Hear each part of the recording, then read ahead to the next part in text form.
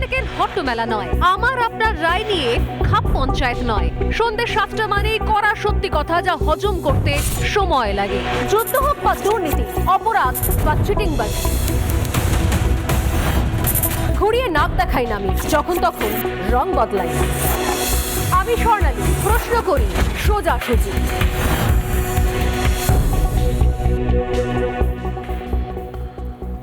নমস্কার, দেখছি রিপাবলিক বাংলা, সঙ্গে রয়েছে আমি স্বর্ণালী, আর শুরু করছি সোজাসুজি স্বর্ণালী। মাঝে মধ্যে প্রশ্ন তুলি আমরা যে শাসক দলের সম্পদ কারা, আর কান টানলেই যেরকম মাথা আসে সেরকম রেশন দুর্নীতি এমন একটা দুর্নীতি, বুঝলেন, যে দুর্নীতির সুতোয় যদি আপনি টান দেন তাহলে একের পর এক মাথা আসতেই থাকবে আসতেই থাকবে আসতেই থাকবে, থামতেই চায় না। আরে ভাই, কেমন দুর্নীতি এটা? রেশন দুর্নীতি। এই রাজ্যের ক্ষেত্রে যেখানে চাকরি নেই, এই নেই ওই নেই, হাজার একটা নেই নেই নেই রয়েছে, আর যেগুলো আছে আছে একাধিক স্ক্যাম আছে, এর মাঝখানে রেশন দুর্নীতি এমন কোন বড় রাঘব বোয়ালের নেপথ্যে, রাঘব বোয়ালের পরিচালনায় হচ্ছে যে সেখানকার সুতোয় যদি টান পড়ে তাহলে একের পর এক কান, মাথা, নাক, চোখ, গলা আসতেই থাকে। এ কেমন দুর্নীতি? রেশন দুর্নীতি। আমি জানি না যে যেভাবে কোথাও রেশন দুর্নীতি তদন্ত চলছে এবং ইডি কখনো দৌড়ে, কখনো হেঁটে, কখনো থেমে, কখনো বসে, কখনো শুয়ে, কখনো দাঁড়িয়ে সেই তদন্তের গাড়ি এগিয়ে নিয়ে চলেছে, এতগুলো কথা বললাম কারণ বোঝা দুষ্কর যে ইডির গতি প্রকৃতি সম্পর্কে। তদন্ত চলছে, কিন্তু মাঝে মধ্যে মনে হয় যেন তদন্ত খেই হারিয়ে ফেলেছে। যেভাবেই হোক না কেন, যেভাবেই বললাম যে কখনো দৌড়ে, কখনো হেঁটে, কখনো চলে, কখনো আরামসে রেস্ট নিয়ে যেভাবে কোথাও ইডি তদন্ত চালাচ্ছে, এবং সেই দীর্ঘস্থায়ী দীর্ঘমেয়াদী তদন্তে যেরকম একের পর এক নতুন নতুন নাম এবং নতুন নতুন সাম্রাজ্য সামনে আসছে, তাতে বলতেই হয় বোধহয় কোনো এক কালে ইতিহাসের পাতায় পশ্চিমবঙ্গ উজ্জ্বল হয়ে থাকবে এই রেশন দুর্নীতির জন্য। এমন দুর্নীতি যে দুর্নীতির মাথাদের তালিকাই শেষ হয় না। যখন প্রাক্তন খাদ্যমন্ত্রী জ্যোতিপ্রিয় মল্লিক গ্রেপ্তার হয়েছিলেন, মমতা বন্দ্যোপাধ্যায় বলেছিলেন যে সমস্ত সাজানো ঘটনার ষড়যন্ত্র। সেই মামলার সূত্র ধরে টান দিতে দিতে পৌঁছে যাওয়া হয় শেখ শাহজাহানে। সেখানেও দাঁড়িয়ে মমতা বন্দ্যোপাধ্যায় বিধানসভায় বলেন যে শেখ শাহজাহানকে ফাঁসানোর চেষ্টা চলছে।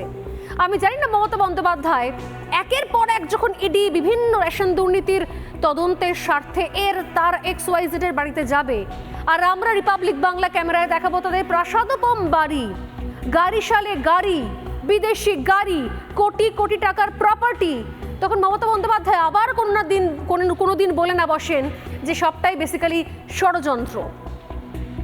কারণ আসলে আপনি চান বা না চান, আপনি জানুন বা না জানুন, কিচ্ছু যায় আসে না।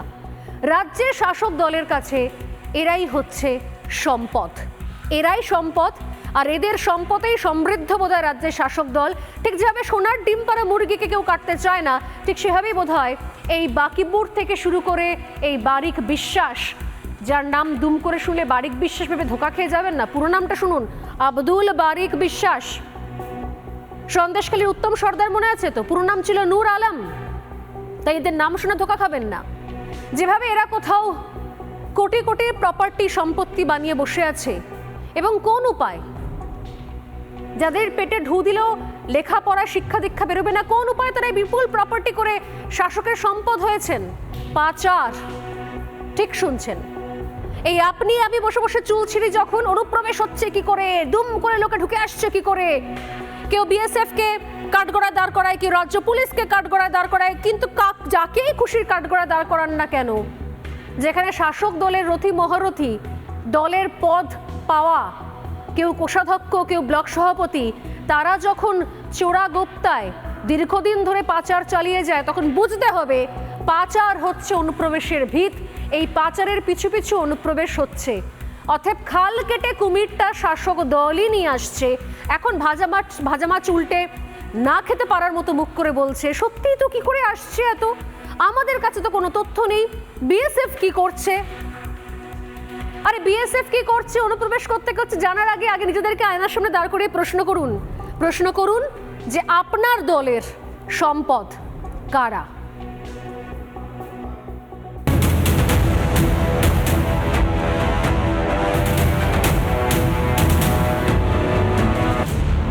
সব মিনিস্টারদের বাড়ি গিয়ে যদি রেড করে, তোর গভর্নমেন্টটা বাকি থাকলো কি?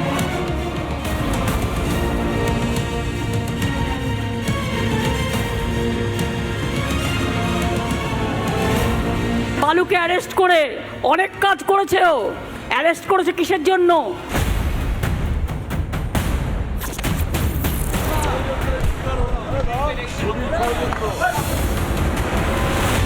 আপনারা বলুন তো মা বোনেরা আমার, আপনার বাড়িতে যদি ইডি যায়, যদি সিবিআই যায়, আপনার মান সম্মান নিয়ে কথা হবে না? আপনার মান সম্মান নষ্ট হবে না? এরা চায় তৃণমূল কংগ্রেসের মান সম্মান নষ্ট করবার জন্য, আর আমরা চাই এটাকে রুখে নেবার জন্য, লড়বার জন্য। কজন আছে আমি দেখি ওরা জেলে ভরতে পারে।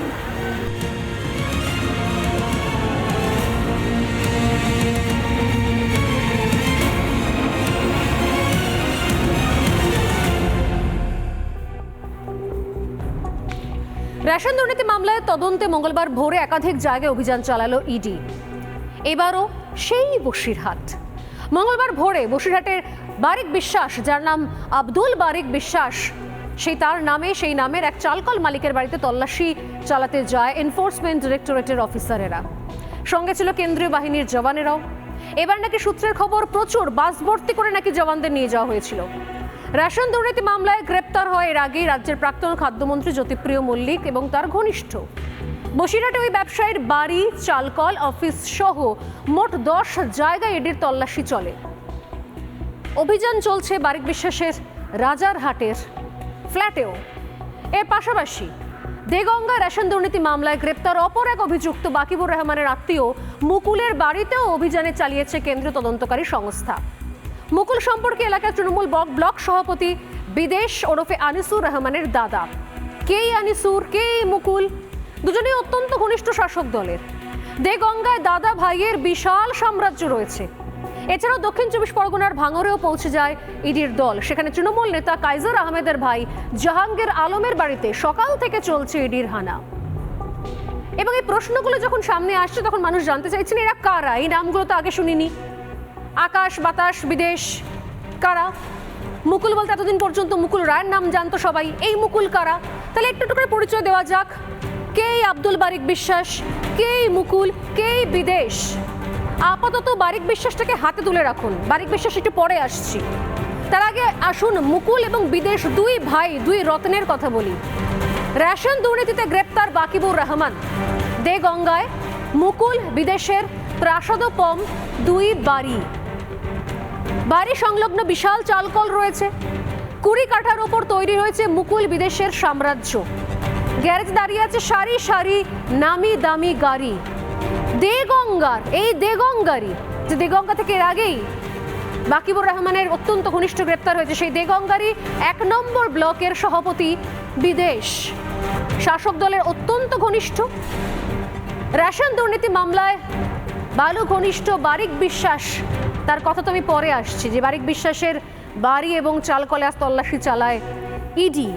প্রশ্ন হচ্ছে এদের ওই যতবার ধরো ততবার যাবে, যতবার কান টানো ততবার মাথা আসবে এবং প্রতিবার নতুন নতুন মাথা সঙ্গে নিয়ে আসবে।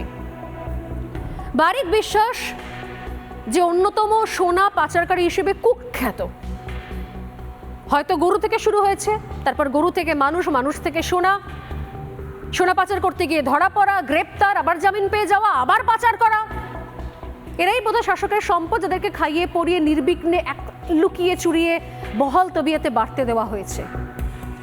এই যে বললাম না যে রেশন দুর্নীতি, আমি জানি না যে কেমন দুর্নীতি, যে দুর্নীতিতে কোথাও নামের তালিকা শেষই হতে চায় না। আসুন বারিক বিশ্বাসকে, বলা ভালো আব্দুল বারিক বিশ্বাসকে, তার একটা পরিচয় জানা যাক এবং তার কিছু কীর্তি সম্পর্কে একটু আলোকপাত করা যাক। একটা ছোট্ট রিপোর্ট নেব বারিক বিশ্বাস সম্পর্কে, তারপর আসছি আজকের আলোচনায়। আব্দুল বারিক বিশ্বাস সেই ব্যক্তি যার বিরুদ্ধে কিন্তু কয়লা পাচার থেকে শুরু করে গরু পাচার, সোনা পাচার একাধিক অভিযোগ রয়েছে।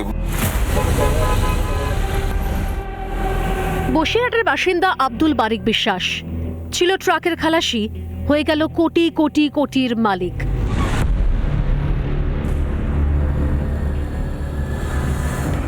গরু থেকে মানুষ, মানুষ থেকে সোনা, পাচারে সিদ্ধহস্ত বারিকের হাতযশী হয়ে ওঠে শাসকের সম্পদ।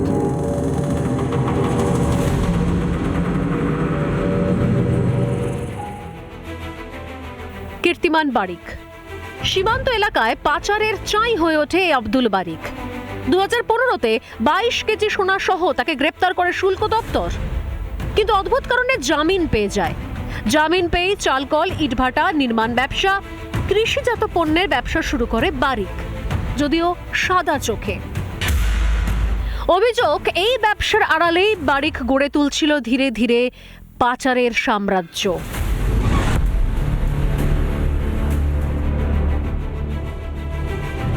ইন্দো বাংলাদেশ যে স্মাগলিং, সেই ক্ষেত্রেও কিন্তু তার একটা ভূমিকা রয়েছে। এই যেহেতু এটা একটা বর্ডার এরিয়া বসিরহাট, এবং এখান থেকে তিনি তার পুরো সিন্ডিকেট বা র্যাকেটটাকে অপারেট করতেন। এলাকায় প্রভাব প্রতিপত্তি বাড়াতে বিভিন্ন রাজনৈতিক দলের সঙ্গেও দহরম মহরম ছিল বারিকের। যখন যে ক্ষমতায় তখন সেই দলে ভিড়ে যাও সোজা ফর্মুলা আব্দুল বারিক বিশ্বাসের। একদা বাম ঘনিষ্ঠ বারিক ধীরে ধীরে হয়ে যায় তৃণমূলের অনুগত। রেশন দুর্নীতি মামলায় ধৃত জ্যোতিপ্রিয় মল্লিকের ছায়াসঙ্গী বারিকের কীর্তি গুরুমারা বিদ্যের চেয়ে কিছু কম নয়। বারিকের চালকলে থাকতো উন্নত মানের চাল ডাল, পরে তা বদলে দিয়ে নিম্নমানের সামগ্রী পৌঁছে যেত রেশন দোকানগুলোতে। সেই সঙ্গে বিভিন্ন সংস্থার মাধ্যমে কালো টাকাকে বদলে ফেলা হতো সাদা টাকায়। পাচারের কালো টাকায় ফুলে ফেপে ওঠা কেউকেটা বারিক হয়ে ওঠে তৃণমূলের সম্পদ। এক রেশন দুর্নীতির সুতোয় টান দিতেই ঝুলি থেকে বেরিয়ে এসেছিল বালু, শাহজাহান, সন্দেশখালী, আরও কত কি। আব্দুল বারিক বিশ্বাসের নাম সামনে আসতে বোঝা গেল পিকচার আভি বাকি হ্যায়। বসিরহাট থেকে ভিডিও জার্নালিস্ট শুভ্রাংশু ঘোষের সঙ্গে অর্ণব মজুমদারের রিপোর্ট, রিপাবলিক বাংলা। অদ্ভুত চরিত্র এই বারিক বিশ্বাসদের, যারা ট্রাকের খালাসি থাকে, খালাসি থেকে হয়ে যায় কোটি কোটিপতির মালিক, কোটিপতি হয়ে যায়, পাচারে সিদ্ধহস্ত হয়ে যায়, শাসকের সম্পদ হয়ে যায়। যখন যেমন তখন তেমন, যখন শাসক দলে বামেরা রয়েছে তখন তাদের ঘনিষ্ঠ, আবার যখন দলবদল হলো, যখন ক্ষমতা বদল হলো তখন তৃণমূল কংগ্রেসের ঘনিষ্ঠ, এমন ঘনিষ্ঠ কি সেখানকার চোখের মনি হয়ে যাওয়া। আর তারপর সোনা পাচার করতে গিয়ে অ্যারেস্ট, সেখান থেকে জামিন, তারপরে আবার অ্যারেস্ট।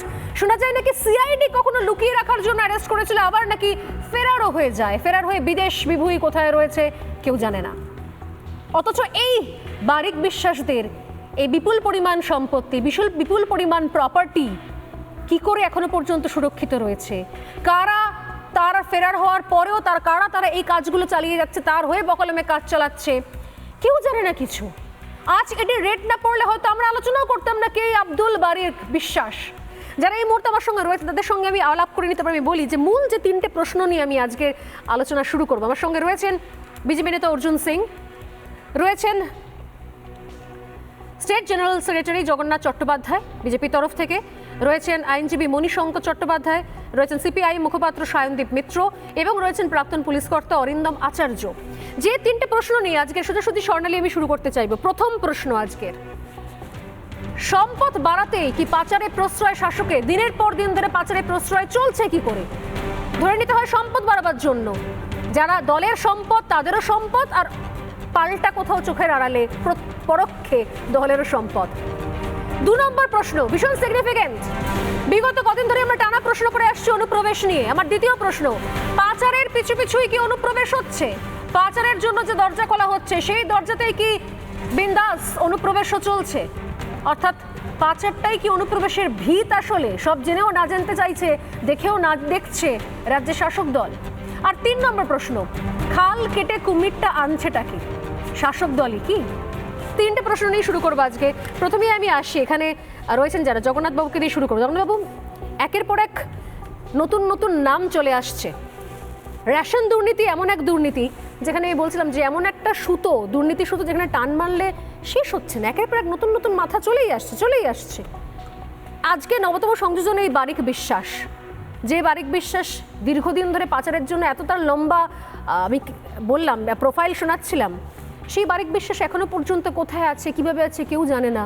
বারিক নেই অথচ তার বিশাল সাম্রাজ্য চলছে, পাচারের দরজা খোলা রয়েছে, কিভাবে সম্ভব হচ্ছে কেউ জানে না, রাজ্য শাসক দলও জানে না, আর আপনাদেরও প্রশ্ন করতে হয়, আপনাদের বিএসএফও জানে না চলছেটা কি। আপনি যে 3 প্রশ্ন দিয়ে শুরু করলেন এই আলোচনা, যে এক শাসক দলের সম্পদ বৃদ্ধির জন্য কিনা, পাচার চক্র চালানোর কিনা, আর খাল কেটে কুমির আনার কাজটি কে করছে।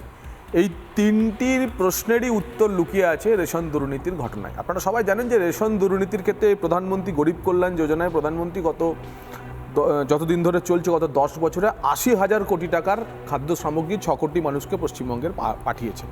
এবং রেশন স্ক্যাম যতটা এসছে, ইডির প্রাথমিক হিসেব অনুযায়ী এটার এখন পর্যন্ত সাইজ 10,000 কোটি টাকা।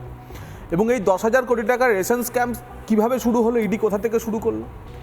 এই যে এক সম্পদ বৃদ্ধি, অর্থাৎ কে সম্পদ বৃদ্ধি করবে তাই নিয়ে টানাপোড়েনের মধ্যে এই রেশন দুর্নীতি মামলার প্রধান যিনি কুশীলভ, তিনি এখন খাদ্যমন্ত্রী পুরনো জেলে। আর কি কারণে, কোন সূত্রে ইডির কাছে মামলাগুলি এসেছিল না, নদিয়া আর উত্তর 24 পরগনার 6টি এফআইআর, তৎকালীন স্টেটের যে এনফোর্সমেন্ট ব্রাঞ্চ তাদের তৈরি করা এফআইআর। সেই এফআইআরের যেহেতু প্রধানমন্ত্রী গরিব কল্যাণ যোজনার যে গড়মিল, সেটা করতে গিয়ে রেশনের চাল এবং গম পাচার বা ময়দা পাচারের ঘটনা যখন ধরা পড়ে এবং সেই এফআইআরগুলি নিয়ে পুলিশ যখন কোনো কিছু কাজ না করে, ইতিমধ্যে নতুন সরকারের খাদ্যমন্ত্রী বদল হয়ে যায়। এই রকম একটি পরিস্থিতিতে ইডি এই তদন্ত হাতে নেয়। সেই 6টা এফআইআর হাতে নিতে গিয়ে প্রথম উঠে আসে বাকিবুর রহমানের কথা। এই বাকিবুর রহমান, জ্যোতিপ্রিয় মল্লিক, আর তার সঙ্গে সঙ্গে আজ যেটা উঠে এলো, এক হচ্ছে যে ডাকু, অর্থাৎ বনগাঁর যিনি চেয়ারম্যান ছিলেন, সার্থক নাম ডাকু, যিনি বনগাঁ থেকে দুবাইতে টাকা পাচার করতেন, এবং শেষ পর্যন্ত আসা গেল হচ্ছে বারিক বিশ্বাসে। যা দেখা যাচ্ছে যে বারিক এবং বাকিবুরের বিভিন্ন কোম্পানিতে, বেনামি কোম্পানিতে প্রচুর পরিমাণে এই রেশনের টাকা বা চালের যে প্রসিডস, চাল বিক্রি গম বিক্রির যে প্রসিডস, তা ঢুকেছে। সেই সূত্র ধরে আজকের তল্লাশি চলছে। অর্থাৎ দেখুন, আপনি বলছেন যে সম্পদ সংগ্রহ করার জন্যই কি শাসক দলের নেতাদের প্রশ্রয়ে এই দুর্নীতি? হ্যাঁ, দুর্নীতি হয়েছে এই কারণেই, কারণ একজন খাচ্ছিলেন, যিনি খাচ্ছিলেন তাকে এখন জেলে পাঠিয়ে অন্যজন খাবেন, অন্যজনের খাওয়ার ব্যবস্থা করার জন্যই হচ্ছে তখন ওই 6টি এফআইআর করা হয়েছিল। আর তারই পরিণতিতে আজকে 10,000 কোটি টাকার স্ক্যাম এবং সম্ভবত। কিন্তু জয়বাবু, আমি আপনার একটা প্রশ্ন করি, আপনাদের মনে হচ্ছে না যেভাবে কত তদন্তটা এগোচ্ছে, এই তদন্ত শেষ হতে তো 10,000 কোটি স্ক্যামটা 20,000 কোটি স্ক্যাম হয়ে যাবে? কারণ এদেরকে খুঁজে পাওয়া যাচ্ছে না, এরা ফেরার হয়ে রয়েছে। যদি এদের এখনো পর্যন্ত সাম্রাজ্য চলে, মানে আমাদের ভাষায় অন রয়েছে, কাজ চলছে, হ্যাঁ মেশিন চলছে, অন রয়েছে, সমস্ত কাজ মানে কারবার, তার সমস্ত শিল্প কারিগরি সবকিছু চলছে, এপার ওপার হচ্ছে, পাচার চলছে, তাহলে এতদিন পর্যন্ত ইডি বা করছে নাকি? সে কোথায় কোন জায়গায় গিয়ে বসে রয়েছে? এত স্লো ধীর গতিতে চলছে ইডি তদন্ত, আদৌ শেষ হয় বলে আপনার মনে হচ্ছে? এসেছে 80,000 কোটি টাকা, তদন্ত করতে হচ্ছে 156-157টি চাল কল এবং প্রায় 76-77টি ময়দা কল নিয়ে, আটা মানে ময়দা মিল নিয়ে। তো এই এতগুলি অর্গানাইজড চালকল এবং ময়দা কলের পেছনে প্রচুর বেনামি কোম্পানি রয়েছে। এবং আপনারা জানেন যে ফিনান্সিয়াল কোম্পানি, ফিনান্সিয়াল ফ্রডের তদন্ত করতে গিয়ে এটা এভিডেন্স বেস তদন্ত হয়। এই এভিডেন্স বেস তদন্ত সময় সাপেক্ষ এবং সেই কারণে এরা কিন্তু ছাড় পাবে না। এই কারণে তার সবচেয়ে বড় উদাহরণ হচ্ছে 96-97 সালের চারা ঘোটালা মামলায় লালু প্রসাদ যাদবকে কিন্তু 2020 সালে জেলে যেতে হয়েছে। তাই ফিনান্সিয়াল ফ্রড এক্সামিন করার জন্য এবং বিশেষ করে এনফোর্সমেন্ট ডাইরেক্টরেট যখন পিএমএলএতে তদন্ত করে, তখন এই 5 আইনের পুলিশের মতো তারা তদন্ত করে না। হঠাৎ করে কোনো রাজনৈতিক নেতা বলে অমুককে ধরে নিয়ে চলে আসে, ধরে নিয়ে চলে আসতে তারা পারে না। সেই জন্য ধীরে ধীরে যখন তারা লিঙ্ক এস্টাবলিশ হচ্ছে, সেইভাবেই লিঙ্ক তারা এস্টাবলিশ হচ্ছে। এবং আপনাদের জানিয়ে রাখি, এই প্রথম খাদ্যমন্ত্রী মানে তৎকালীন খাদ্যমন্ত্রী যিনি এখন জেলে এবং তারপরে পরবর্তী খাদ্যমন্ত্রী যিনি এখন আছেন, তার সূত্রে, বাকিবুরের সূত্রে ইডি এবং সিবিআইয়ের কাছে সম্ভবত ওই তথাকথিত, আপনারা বললেই বলবেন হবে কোথায়, কিন্তু একটি মোক্ষম যোগ পাওয়া গেছে। সেই মোক্ষম যোগকেই টানতে গিয়ে বারিকের কথা এসছে এবং বারিকের আমি জানি না যে আপনাদের এই মোক্ষম যোগটা কোনটা, কারণ এর সঙ্গে শুধুমাত্র চাল, সোনা, মানুষ, গরু এমন এই শুধুমাত্র এই কানেকশনগুলো নিয়ে এখন তো শুনতে পাওয়া যাচ্ছে কয়লার কানেকশনও রয়েছে, সিনেমার কানেকশনও রয়েছে। অতএব কোথায় গিয়ে শেষ হবে? কান তো টান পড়ছে, মাথার টান কি আদৌ পড়বে? আমি আসবো। বিশ্বাসকে আপনারা ছোট করে দেখবেন না। আপনি বলছেন ট্রাক চালকের খালাসি ইত্যাদি কাজ, খালাসি তো ছিল ব্যাকগ্রাউন্ড। এখন আপনি খোঁজ নিয়ে দেখুন, উনি এখন শিক্ষাবিদ, উনি এডুকেশনাল ইনস্টিটিউট চালাচ্ছেন, উনি আইটিএস অর্থাৎ তথ্য প্রযুক্তি সংস্থার কোম্পানিও চালাচ্ছেন, তার রাজারহাট নিউ টাউনের সবচেয়ে বড় অফিসটি থেকে তাও চলে। তো যার ফলে এরকম একটা সভ্য মানুষ শুধু তাকে চাল চোর, কয়লা চোর, সোনা পাচার চোর, ফেন্সিডিল চোর ইত্যাদি ইত্যাদি বলছেন কেন? সেই জায়গা থেকে বেশ, তৃণমূল শেখ- জামানায় তার শেখ শাহজাহান নবসংস্করণের যেভাবে প্রথম প্রতিবার বিপ্লবী হয়ে তার- গেছিল, ঠিক, শেখ একেবারে শাহজাহান ঠিক। বিপ্লবী ভদ্রলোক, ঠিক সেভাবেই আপনি হয়তো বলছেন ব্যঙ্গাত্মক। আমি আসবো সায়নদীপের কাছে। সায়নদীপের কাছে এই কারণে আসা, এর আগে আমি কিছুক্ষণ আগে বলছিলাম যে এই সমস্ত মানে এই যে নামগুলো উঠে আসছে সায়নদীপ, প্রত্যেকেই বলা হচ্ছে এরা হচ্ছে শাসকের সম্পদ হয়ে থাকে, যখন যারা শাসক তাদেরই সম্পদ। প্রত্যেকের বারবারন্ত যদি ধরা যায়, সেই শেখ শাহজাহান হোক বা এই আব্দুল বারিক বিশ্বাস হোক, সব বাম আমলে। সরকার বদলে গেছে, তারাও বদলে গেছে, নতুন নতুন সরকারকে আঁকড়ে ধরে তাদের ব্যবসা বাণিজ্য পাচার সব কিছু কন্টিনিউ রাখছে। আমি বলছি যদি সত্যি সত্যি আগের আমল থেকে এই আমলে হয়, তাহলে হতে পারে কি কোথাও যে রাজ্যের পুলিশ সিআইডি তারা কিছুই জানতে পারলো না, কিছুই কোনো খবর পায় না। সরকারের তো বদল হয়, যারা প্রশাসনে রয়েছে তাদের তো বদল হয় না, তাহলে তাদের কাছে কোনো খবর থাকলো না কেন? মানে কবে ইডি আসবে, তবে ইডি তল্লাশি করবে, তবে গিয়ে আমরা জানবো, তবে গিয়ে ফাইল বেরোবে। এভাবে তো এটা কোনো শেষ হতে পারে না। সায়নদীপ, বারিক বিশ্বাস একজন গরিব কৃষক পরিবারের সন্তান ছিল, আর বাম আমলে লরির খালাসির কাজ করতো, আর লরির সম্পদ ছিল তিনি ঠিকই, কিন্তু তৃণমূলে আসার পর তৃণমূলের সম্পদ হয়েছে। বারিক, বাকিবুর, জ্যোতিপ্রিয় এরা সব এক একটা নেক্সাস। এবং এই বারিক বিশ্বাস প্রথমে গরু পাচার লরির খালাসি হিসাবে সীমান্তে যে পাচারের ব্যবসা চলতো তার সঙ্গে খুব ঘনিষ্ঠভাবে সে এটা দেখেছিল, দেখে সেখান থেকে হাত পাকিয়ে সে গরু পাচারের কিংপিন হয়ে ওঠে এবং তার নেতৃত্বেই গোটা পশ্চিমবাংলায় এই গরু পাচারের যাবতীয় যা কাজকর্ম সেখান থেকে পরিচালিত হতো। এবং এই গরু পাচারের মধ্যে দিয়ে ভুল না করলে এনামুলের সঙ্গে ভীষণ রকমভাবে কানেক্টেড বারিক বিশ্বাস, কয়েকশো কোটি টাকার মালিক হয়ে গেল এবং স্বাভাবিকভাবে এগুলো তৃণমূলের সম্পদ, তৃণমূলের চোখে পড়ে গেল। এবং সেই চোখে প্রথমে তো মুকুল রায়ের সঙ্গে এই বারিক বিশ্বাসের সবচেয়ে বেশি সম্পর্ক ছিল। মুকুল রায় তো তাকে সবচেয়ে আগে পিক আপ করে, তারপর মুকুল রায় যখন বিজেপিতে চলে যায় তখন দাঁড়িয়ে জ্যোতিপ্রিয় মল্লিক তার দায়িত্ব গ্রহণ করেন এবং তারপর জ্যোতিপ্রিয় মল্লিকের সঙ্গে তার সখ্যতা ঘটে এবং তারপর দাঁড়িয়ে যা ঘটেছে এই এবার রেশন দুর্নীতিতে গরু পাচারের সঙ্গে সঙ্গে হাত পাকাতে শুরু করেছে। এবং এই বারিক বিশ্বাসের আত্মীয় সম্ভবত দাদা বৌদি তারা আবার তৃণমূলের নেতৃত্বে জেলা পরিষদেরও সদস্য। কিন্তু এই বারিক বিশ্বাসরা, এই বৌদি, এই আগে দাদা ছিল এখন বৌদি, দাদা ওটা মহিলা সিট হয়ে যাওয়ার জন্য এখন বৌদি, আমি সব এগুলো খবর নিয়েই বলছি। কিন্তু এই বারিক বিশ্বাসরা গরু পাচার থেকে শুরু করে এই হাত পাকাতে শুরু করলো। বিএসএফ তার দায়িত্ব অস্বীকার করতে পারে এবং নির্দিষ্ট প্রমাণ আছে যে বিএসএফ এর সঙ্গে বোঝাপড়া করেই বারিক বিশ্বাসরা এই গরু পাচারের ব্যবসায় হাত পাকিয়েছিল এবং সেখান থেকে এই রেশন মামলায় সেখানে দাঁড়িয়ে তারা উপস্থিত হয়েছে। শুধু এই বারিক বিশ্বাস, যে বারিক বিশ্বাস, বাকিবুর, এই বিদেশ, মুকুল, দেগঙ্গায় যাদের বাড়িতে রেড হচ্ছে, তারপর দাঁড়িয়ে ওই ভাঙড়েও কাইজার আহমেদের ভাই সম্ভবত তার বাড়িতেও আজকে দাঁড়িয়ে এই রেডগুলো হচ্ছে। কিন্তু আমাদের কথা হলো যে এই যে এরা কি কবে রেশন দুর্নীতির ঘটনা জানা গেছে? উনি ওই বলছিলেন যে বিদেশে টাকা পাচার করা হয়েছে, কেন্দ্রের সরকার এত ডিজিটাল মাধ্যম চালু করেছে, তারপর দাঁড়িয়ে এই কোটি কোটি টাকা বিদেশে কি করে খাটানো হয়, কিভাবে এই গরু, কয়লা, বালি পাচার, রেশন পাচারের টাকা সেগুলো কালো থেকে সাদা হচ্ছে এবং বিদেশে সেই টাকা গিয়ে খাচ্ছে, কেন্দ্রের সরকারের কোথায় কি এবং ভূমিকা? দেখুন 2015-তে কিন্তু এই সোনা পাচার করতে গিয়ে, বিপুল পরিমাণ সোনা পাচার করতে গিয়ে কিন্তু শুল্ক দপ্তরের হাতে অ্যারেস্ট হয়। প্রশ্ন যেটাও থাকে তারপর জামিন পেল কি করে, আবার পরে অ্যারেস্ট হলো। এবং জ্যোতিপ্রিয় মল্লিক কবে অ্যারেস্ট হয়েছে? সেখান থেকে ফেরার হয়ে বিদেশ চলে গেল। এক্স্যাক্টলি। এই অনুপ মিশ্র সে বিদেশের একটা ভ্যানাউতু বলে একটা দেশে গিয়ে পালিয়ে গেছে, দ্বীপে গিয়ে থাকছে। সে কি করে এখানে দাঁড়িয়ে পারলো? কোথায় দেশের এক্সটার্নাল অ্যাফেয়ার্স, বিনয় মিশ্র এক্সটার্নাল অ্যাফেয়ার্স, সে কি করে এই মিনিস্ট্রি কি করছিল, সে কোথায় দাঁড়িয়ে রয়েছে? এবং আমার এখন যখন রোজ প্রশ্ন করে অনুপ্রবেশ, আমি বলছি যেখানে পাচার চলছে তো অবাধভাবে, সেখানে অনুপ্রবেশ হবে না? ওলে বাবা, সবাই এত বেশি সুন্দর, পাচারের জন্য গ্রিন সিগন্যাল, অনুপ্রবেশের রেড সিগন্যাল, এটা হয় নাকি কখনো? কোনোদিনও পাচার চললে অনুপ্রবেশও চলবে, তো সহজ হিসেব। আমি শেষ করি স্বর্ণালী, যে দুটো জ্যোতিপ্রিয় রেশন দুর্নীতির মামলায় কবে অ্যারেস্ট হয়েছে? আর এতদিন বাদে বারিক বিশ্বাস, বাকিবুর নিয়ে আমরা দেখলাম, তারপর দাঁড়িয়ে সেই বারিক বিশ্বাসের নাম এলো, এই বিদেশ মুকুলের নাম হলো, ভাঙড়ে রেড হচ্ছে।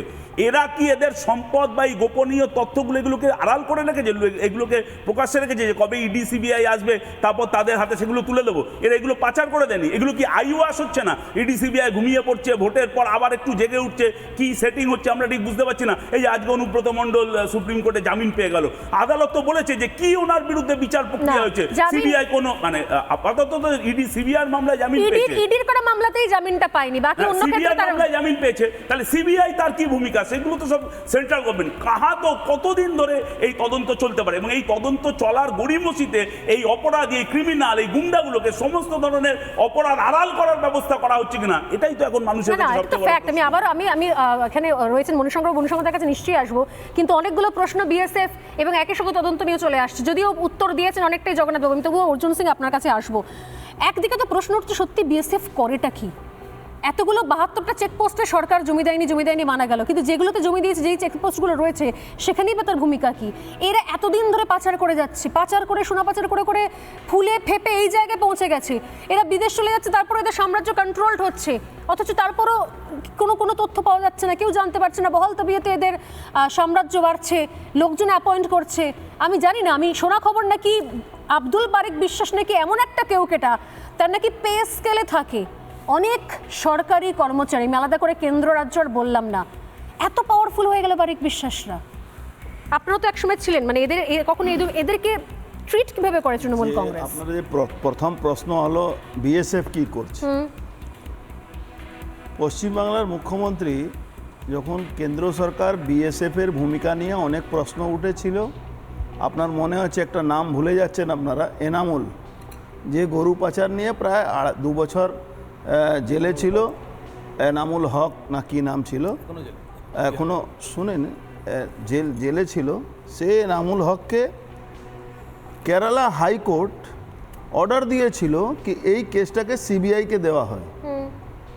তারপরে সিবিআই ওই কেসটা নেয়, ওর মধ্যে বিএসএফের কিছু অফিসার অ্যারেস্ট হয়েছিল। কেরালা হাইকোর্টের অর্ডার পরে ওর তদন্ত হয়ে ওকে অ্যারেস্ট করেছিল। তারপরে ওর সঙ্গে ফিল্ম ইন্ডাস্ট্রি কত যোগ, এই সবগুলো আসে। তখন কেন্দ্রীয় সরকার বলল 50 কিলোমিটার বিএসএফকে আওতার মধ্যে দিতে হবে, একটা বিল আসলো, আইন পাস হলো, 50 কিলোমিটার দিয়ে দেওয়া হলো। একমাত্র পশ্চিমবাংলা মুখ্যমন্ত্রী জোর গলায় বিরোধিতা করলেন, শুধু বিরোধিতা করলেন না, তারপরে উনি প্রত্যেকটা পাবলিক মিটিংয়ে বলেন কি এই যে বিএসএফ এখন তাণ্ডব করছে, তো তোমরা বিএসএফ আসলে ওই থানাকে বলবে, এসপিকে আমি বলে দিয়েছি, ডিএমকে বলে দিয়েছি। বিএসএফের যে কনস্টেবল বা যারা অফিসাররা যারা ওখানে ডিউটি করে, তাদের নামে মলেস্টেশনে ফলস মামলা দিয়ে তাদেরকে ভয় দেখানো হয়। তাদের উপরে যেভাবে চাপ সৃষ্টি করে বাংলায় বিএসএফের অফিসাররা আসতে ভয় পায়। যে জায়গাটা একটা গভর্নমেন্ট যখন কোনো সিস্টেমের বিরোধিতা করতে ডাইরেক্ট নেমে যায়, যেখানে টাকা পয়সা লেনদেন, এই যখন নেমে যায়, সরাসরি প্রচারে ভোট প্রচারের মঞ্চ থেকে উনি বার্তা দিয়েছেন, বিএসএফ আসলে বিএসএফ কে মারো, সেটাই বিএসএফ বলছি কেই তো, করো, আমি বিএসএফ কে সেই কথাটা আপনারা একটু ছেড়ে দিচ্ছেন। এইটা তো যেখানে খুদ মসনদে বসে মমতা ব্যানার্জি ডাইরেক্ট বলছেন কি বিএসএফ কে ধরো, বিএসএফ কে অ্যারেস্ট করতে হবে, পুলিশকে লেলিয়ে দিচ্ছেন। সেখানে বিএসএফ একটা যে বর্ডার, যেখানে প্রায় খোলা বর্ডার আছে, সেখানে বিএসএফ প্রায় ধরুন 100-150 মিটারের পরে একজন বিএসএফ কনস্টেবলের ডিউটি থাকে। সেখানে যদি আপনার এই ধরনের গভর্নমেন্ট বলে, তখন কি সমস্যা হয়? এই বারিক বিশ্বাসের কথা আজকে অনেকে বলছেন, বারিক বিশ্বাস জারি ফসল হোক, যে ফসল আজকে 278টা গাড়ি আছে, ওর সব গাড়িটা ফেল আছে, রাজ্য সরকার ধরছে। 278টা গাড়ি 15 বছর অনেক আগে চলে গেছে, তার কোনো কাগজপত্র নেই, 278টা গাড়ি দিয়ে পাচার হয়। এই বারিক বিশ্বাসের ক্ষমতা আপনি বলছেন? বারিক বিশ্বাস একটা ফোনে লালবাজারের লকআপ থেকেও বেরিয়ে চলে যায় অন্য জায়গা, নিজের কাজের মিটিয়ে আবার লালবাজারে চলে আসতো। ওকে বাঁচাবার জন্যে পশ্চিমবাংলা সিআইডি ওকে মাঝে মাঝে নিয়ে আসে রাখে। বারিক বিশ্বাস শুধু ওই কয়লা গরু নয়, বারিক বিশ্বাসের আরও একটা আছে। এই যে যখন গোল্ড নিয়ে ধরা পড়েছিল এই জ্যোতিপ্রিয়া মল্লিক, তার পাশে আপনার মনে আছে 2021 সালে কৈলাস বিজয়বর্গীয় এই বারিক বিশ্বাস আর আপনার জ্যোতিপ্রিয়া মল্লিকের ব্যাপারে এই রাশন দুর্নীতির ব্যাপারে প্রেস কনফারেন্স করে বলেছিলেন। এই বারিক বিশ্বাসের কথা আরও একটা বলে, বারিক বিশ্বাসের আরও একটা বড় রূপ আছে, সেটা আপনারা হয়তো 2-4 দিনের মধ্যে আরও জানতে পারবেন। আসানসোল দুর্গাপুরে যতগুলো এই স্টিল ইন্ডাস্ট্রি আছে, বকলমে সবার মালিক ও আছে। এখন প্রায় সব কোম্পানি ম্যাক্সিমাম শেয়ার ও নিয়ে নিয়েছে। বিশাল ব্যাপার। আপনি দেখবেন এটা আসবে। মানে আপনি কি অভিযোগ করছেন নাকি একদম অভিযোগ জেনে শুনেই না, বলছেন? আমি একদম দাবি করছেন। অথেন্টিক কথা বলছি। এই যে রাজু ঝা মার্ডার হয়েছিল, লতিফ যে ওর গাড়িতে ছিল, হি ইজ মেন কালপিট। বারিক বিশ্বাস এই ঘটনার সঙ্গে কিন্তু পশ্চিমবাংলা সিআইডি যেভাবে করলো, কেসটাকে সিবিআই কে সিআইডি তো অ্যারেস্ট করতে, ইনফ্যাক্ট 2 বছর আগে যেটা বলছি সোনার কেসে সিআইডি অ্যারেস্ট করেছে। আপনি বলছেন যে লতিফটা কে? বারিক বিশ্বাসের কিংপিং। আপনারা এই বারিক বিশ্বাসের ক্ষমতা মুখ্যমন্ত্রী থেকে বেশি আছে, মুখ্যমন্ত্রী থেকে বেশি আছে বারিক বিশ্বাস। বর্ডার এলাকায় 9টা মাফিয়া কন্ট্রোল করে পুরো বর্ডার এলাকাটাকে। এরা শেখ শাহজাহান থেকে বারিক এই যে বিদেশ, আপনাকে আমি বলে দিচ্ছি, আমি সেই মঞ্চে ছিলাম। মাননীয় মুখ্যমন্ত্রী কে ওই জেলার পার্থ ভৌমিক আর নারায়ণ গোস্বামী এই বিদেশ মণ্ডলকে নিয়ে গিয়ে দিদির কাছে পরিচয় করেছে, খুব ভালো সংগঠক। তখন কিন্তু কাকলি ঘোষ দস্তিদার রিয়েক্ট করেছিলেন, মুখ ঘুরিয়ে উনি সরে গেলেন কি এই লোকটা কালকে আবার একে ইডি সিবিআই ধরবে। উনি আমার কাছে রিয়েক্ট করে বলেছিলেন কি ইডি সিবিআই ধরবে। সে মমতা ব্যানার্জি পায়ে তলা বসে উনাকে বলছে এটা ভালো সংগঠক। যেখানে পার্টির, যেখানে সরকার এই ধরনের লোককে ভালো সংগঠনে আখ্যা দিয়ে দেয়, সেখানে বারিক বিশ্বাসের কাছে বা বাকিবুর বলুন বা যারই নাম বলুন, এরা হলো এসেট। এই সরকারের এসেট আছে, এদের কিচ্ছু করবে না। আজকে দাদা বলছিলেন কি মুখ্যমন্ত্রীর কাছে কি পরিচয় করে দেওয়া হচ্ছে ভালো সংগঠক বলে, তাহলে কি উনি বলছিলেন কি ইডি সিবিআই কি করছে। আজকে ইডি সিবিআই আছে তাই জানতে পারলেন কি বারিক বিশ্বাস আর অমুক বিশ্বাস আর অমুকের আছে। আর নালে বাংলা 13 বছরের সরকার কেউ জানতোই না। আপনি বললেন না কেউ খালাসি ছিল, আর শেখ শাহজাহানও খালাসি ছিল। তখন খালাসি অত তাড়াতাড়ি হয়ে যায়নি, তখন থেকে এলে উত্থান হয়তো তখন অত গুরুত্ব ছিল না। এখন যেহেতু আগে কি করতো সিপিএম, কি করতো সিপিএম ভোটের সময় ক্রিমিনালদের ইউজ করতো, তারপরে আবার জায়গাতে পৌঁছে দিত। আর তৃণমূল ক্রিমিনালদেরকেই নেতা বানিয়ে দিয়েছে। ডিফারেন্সে যেটাই আছে, আর কিছু না। আমি আসবো এখানে, যদিও জগন্নাথ হাত তুলছেন কিন্তু মনীষা প্রভুর কাছে আসতেই হবে। মমতা বন্দ্যোপাধ্যায়ের কাছে নিয়ে এসে সেই মঞ্চে উনি বলছেন ওনার অভিজ্ঞতা, মমতা বন্দ্যোপাধ্যায়ের সামনে নিয়ে এসে দলের বাকি লোকেরা বলছে ভালো সংগঠক আছে। কাকলি ঘোষ দস্তিদার মুখ ফিরিয়ে নিচ্ছেন, বলছেন যে এর সঙ্গে আমি এক মঞ্চে থাকবো না ভাই, ছবি টবি উঠে যেতে পারে। আমি বলছি মমতা বন্দ্যোপাধ্যায় কি কিছুই জানতেন না? মানে শেখ শাহজাহান কে, বারিক বিশ্বাস কারা, এই বিদেশ, এই মুকুল কারা, আমরা হয় আজকে এটির দৌলতে তবু জানতে পারছি। প্রশ্ন করছি যদিও যে এত ধীর গতিতে কেন, কিন্তু জানতে পারছি, এটা ফ্যাক্ট। মমতা বন্দ্যোপাধ্যায় জানতেন না কিছু। এই যে বিএসএফ নিয়ে মারাত্মক অভিযোগ মণিশঙ্কর দেখুনি কিছুক্ষণ আগে করলেন, যে বিএসএফ নিয়ে মমতা বন্দ্যোপাধ্যায় কি ভাষায় কথা বলেন, মঞ্চ থেকে কিভাবে কথা বলেন। এরপরে বিএসএফ কাজ করতে পারবে, বিএসএফ এর কাজ করার জায়গা থাকবে, প্রশ্ন তো ওঠে। আমি আপনার কাছে আসার আগে যখন প্রসঙ্গ উঠলো মমতা বন্দ্যোপাধ্যায় বিএসএফ সম্পর্কে একটা বক্তব্য শোনাচ্ছি, একটা, বেশি শোনাবার সময় নেই। আইডেন্টি কার্ড দিতে চায়, মনে রাখবেন বিএসএফ বর্ডার এরিয়ার ভেতরে ঢুকে আলাদা করে আইডেন্টিটি কার্ড দিতে চাইছে, নেবেন না। বিএসএফ এর কার্ড নিলে ওদের এপার থেকে ভাগিয়ে দেবে, ওপার থেকে ভাগিয়ে দেবে, মানুষকে রাখতে দেবে না, এটা ওদের একটা প্ল্যান। বিএসএফ অত্যাচার করছে এবং তারা একটা নতুন কার্ড করেছে, ইনার লাইন পারমিট। আপনার নামটা লিখে রাখছে যাতে এনআরসি হলে তাড়াতাড়ি আপনাকে ঘাড় ধাক্কা দিয়ে বের করে দিতে পারে। সারাক্ষণ বিএসএফ একটা ভিলেন বানিয়ে দেওয়ার চেষ্টা, বিএসএফ খুব খারাপ, বিএসএফ খুব খারাপ, এটা ভিলেন বানিয়ে দেওয়ার চেষ্টা। অথচ এই দেখুন বিএসএফ হচ্ছে ভিলেন, যারা কেন্দ্রীয় সরকারি কর্মচারী মাস মাইনে পাচ্ছে, যদিও তার মধ্যে থেকে তাদের ভূমিকা নিয়েও প্রশ্ন উঠছে, প্রশ্ন উঠবেও, কিছু করার নেই, কারণ বর্ডারের দায়িত্ব তাদেরই। অথচ এদেশে থেকে, এ রাজ্যে থেকে যারা খাল কেটে কুমির নিয়ে আসছে, খাল কেটে কুমির হয়ে যাচ্ছে, পারাপার করছে, পাচারের জায়গা তৈরি করছে। আমি আগের দিন দেখছিলাম একজন খাটের তলায় সুড়ঙ্গ বানিয়েছে, সেই সুড়ঙ্গ বেরিয়ে যাচ্ছে মাতলা নদীতে, ভয়াবহ দৃশ্য, ভাবাও যায় না। এতদিন ধরে বহাল তবিয়তেরা রয়েছে, এত বড় বড় সমস্ত রাঘব বল কেউ কাটা হয়ে গেছে। অর্জুন সিং বলছেন যে 7 থেকে 9 জন মাফিয়াকে কন্ট্রোল করে, স্টিল কোম্পানির মালিক হয়ে বসে আছে, কেউ কিছু জানেন না। প্রশ্ন করলে, অ্যারেস্ট করলে হয়তো মুখ্যমন্ত্রী কালকে বলবেন যে ও খুব ভালো ছেলে, ও ভদ্রলোক, ওকে অ্যারেস্ট করার জন্য, ওকে ফাঁসাবার জন্য ইডি এসছে। বিশ্বাস তো নেই, বলতেই তো পারেন না। ধরনের সমস্যাগুলো কিন্তু সারা ভারতবর্ষ জুড়ে আছে, প্রতিটা রাজ্যে আছে, যদিও হওয়া উচিত নয়, কিন্তু পশ্চিমবঙ্গ সম্পর্কে আমি বলবো। আমি দুটো ইনফরমেশন খুব ভালো লাগলো আমার অর্জুনদার কাছে শুনতে, যে সত্যি সত্যি মমতা ব্যানার্জি ভুল করে কিছু ক্রিমিনালকে নিয়ে নিয়েছিল বলে হয়তো দলটার এরকম অবস্থা হয়ে গেছে, এটা ভেবেচিন্তে নেওয়া উচিত ছিল।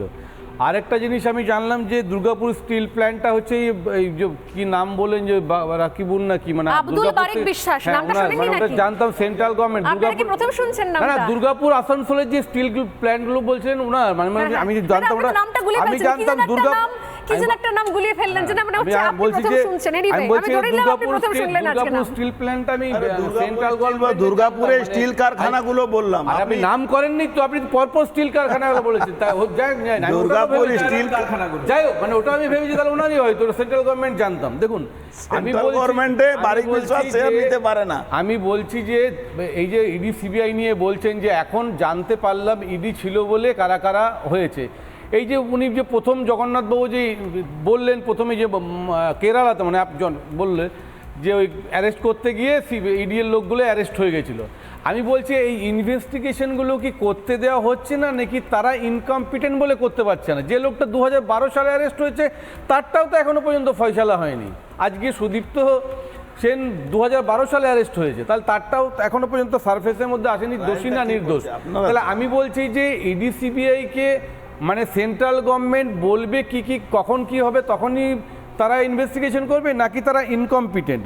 এইবারে আপনি যেটা বলছিলেন যে এই যে সম্পদ বাড়াতে কি সাহায্য করছে সরকার, আমি বলছি তাহলে একটা যদি অনেক সম্পদ কারো থাকে, মানে আনডিসক্লোজ প্রপার্টি যদি হয়, সেগুলো তাহলে ইনকাম ট্যাক্সের কোনো ভূমিকা নেই, সেন্ট্রাল গভর্নমেন্টের এজেন্সিগুলোর ভূমিকা নেই। আপনার যদি ডিসপ্রপোর্শনেট আপনার যদি অ্যাসেট বেশি হয় সেটা যদি আপনি ডিসক্লোজ না করেন, তাহলে শেখ শাহজাহান আজকে নাকি আয়কর রিটার্ন দিতে চেয়েছে জেলে বসে। আপনার সম্পদটা যদি আয় বহির্ভূত হয় তার দায়িত্ব সেন্ট্রাল গভর্নমেন্ট থেকে সেটা তো করে। আজকে ইডি সিবিআই অনেককে নিয়েছে, সেগুলো কোথা থেকে করে আপনি বলুন? পাচার নিয়ে আপনি প্রশ্ন তুললেন, আমি প্রশ্ন করছি, আপনি বলবেন। আমি বলছি যে আমার প্রশ্ন রয়েছে, আমার সত্যি সত্যি প্রশ্ন আছে যে ইডির তদন্ত চলছে তো চলছেই, শেষ কবে এটা আমার প্রশ্ন আছে, আমি করেছি। আমার প্রশ্ন রয়েছে যে বর্ডার সিকিউরিটি ফোর্স বিএসএফ এর দায়িত্ব বিএসএফ কি অস্বীকার করতে পারে? যে কটা পোস্ট রয়েছে চেকপোস্ট, সে কটা পোস্টে বা বিএসএফ এর কি ভূমিকা, এটা আমার প্রশ্ন রয়েছে। কিন্তু আপনি একটা কথা বলুন তো, যে শাসক দলের কাছে যারা এই ধরনের যারা চরিত্র রয়েছে তাদের দরজা পর্যন্ত, তাদের দুয়ারে যখন ইডি সিবিআই পৌঁছে যায়, তখন আপনার দলের লোকজন আদৌ চান কি তদন্ত হোক? না, আমি তারা কি বলেন না এটা ষড়যন্ত্র? আমি চুরিটাকে সাবস্ট্যান্সিয়েট করছি না, যারা করাপশনে তাকে সাবস্ট্যান্সিয়েট করছে। আমি যেটা বলতে চাইছি, আপনি যেটা পাচার নিয়ে বললেন, পাচারের দায়িত্ব তো বর্ডারে যারা থাকে তাদেরই। এইবারে অরুণবাবু বললেন যে বিএসএফকে আপনি বাইরেও দেখালেন, মমতা ব্যানার্জি এইসব বলেছে। আমি বলছি তাহলে এটা 2012 থেকে 2011 থেকে শুনে আসছি যে এই ধরনের ঘটনা, মমতা ব্যানার্জি বিএসএফকে আটকাচ্ছে, পাচার রোখা যাচ্ছে না ওনার জন্যে, উনি ল্যান্ড ব্যাংক দিচ্ছেন না। আমি বলছি তাহলে মমতা ব্যানার্জি শেষ কথা যদি হয়, তাহলে আর ওদের মমতা ব্যানার্জির সঙ্গে যুদ্ধ করতে যাচ্ছেন কেন? সেন্ট্রাল গভর্নমেন্টের পাওয়ারটা পুরোপুরি যদি মমতা ব্যানার্জি নিয়ে থাকে, বিএসএফ কোথায় রিক্রুট হবে, কোন জমিতে থাকবে, সেটা সেন্ট্রাল গভর্নমেন্ট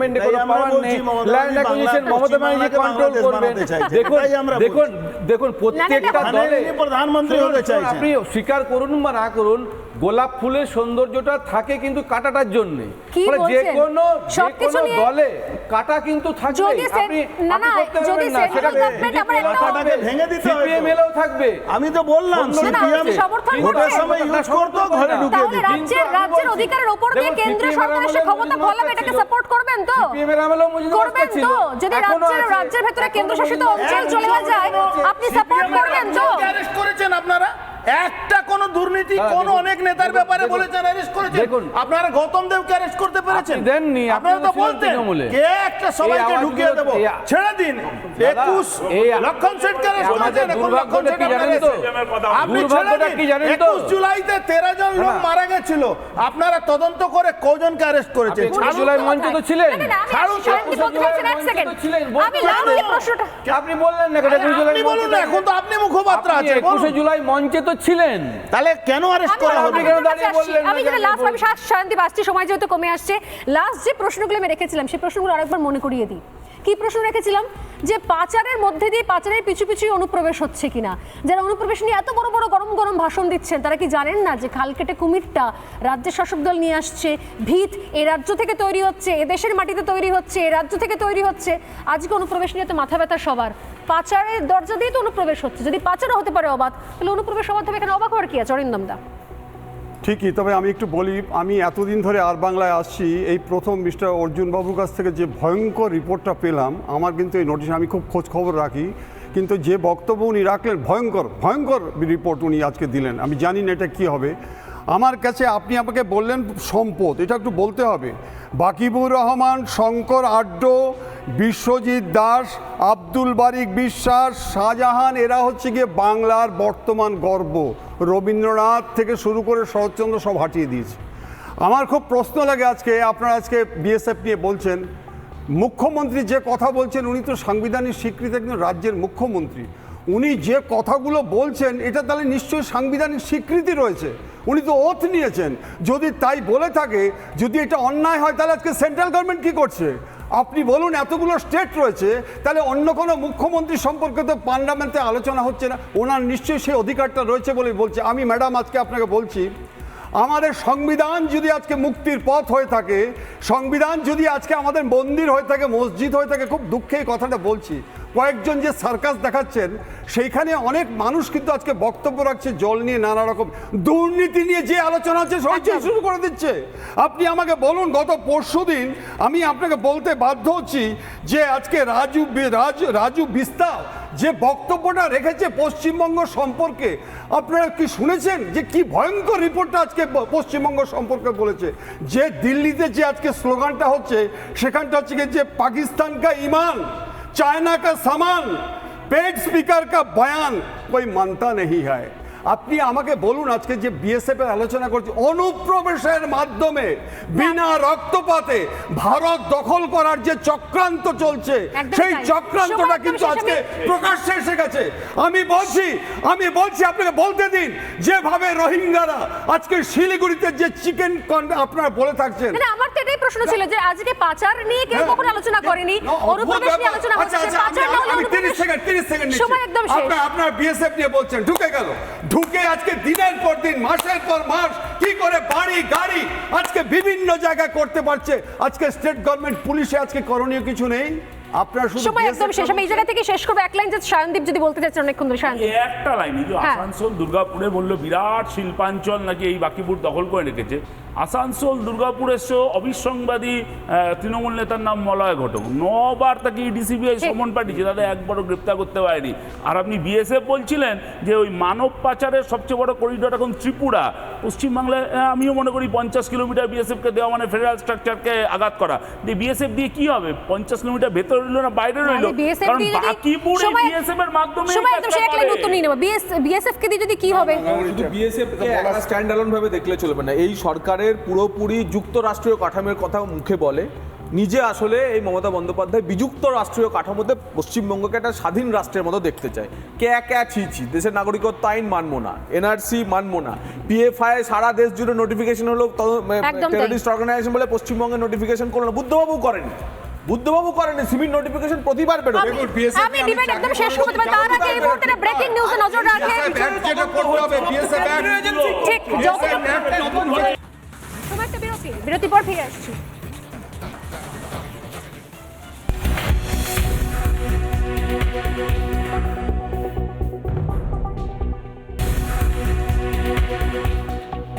সময় আরেকটা বিরতি, ফিরে আসছি।